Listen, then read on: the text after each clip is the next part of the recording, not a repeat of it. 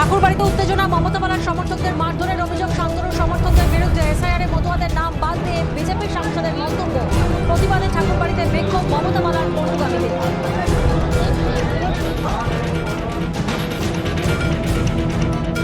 বাংলাদেশে ফের টার্গেট হিন্দুরা। চট্টগ্রামের পশ্চিম হরিণপাড়ায় কর্মকর্তাদের তাণ্ডব, সব বাড়ির দরজা বাইরে থেকে বন্ধ করে আগুন।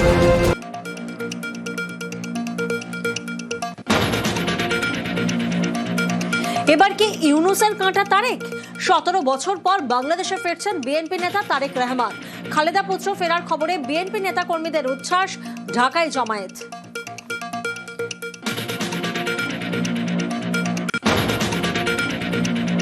ওসমান হাদির হত্যার দায় ইউনূস সরকারের। বিস্ফোরক দাবি হাদির ভাইয়ের। ভোট বানচাল করতে হাদি খুন। ভোটের আগে দেশ ছাড়তে পারেন ইউনূস, চাঞ্চল্যকর দাবি ওমরের।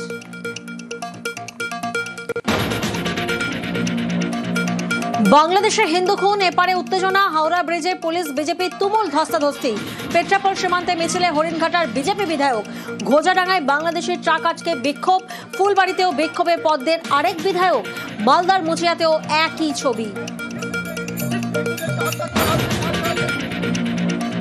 ওড়িশায় শিশুকে যৌন নির্যাতন করে খুন।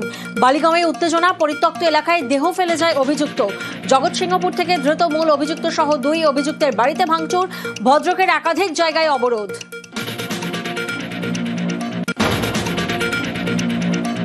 সুপ্রিম কোর্টে উন্নয়নের নির্যাতিতা। দিল্লি হাইকোর্টের নির্দেশ চ্যালেঞ্জের ভাবনা।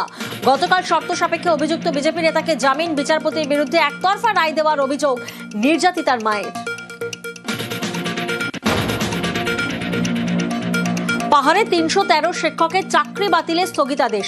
12 সপ্তাহের স্থগিতাদেশ জলপাইগুড়ির সার্কিট বেঞ্চের।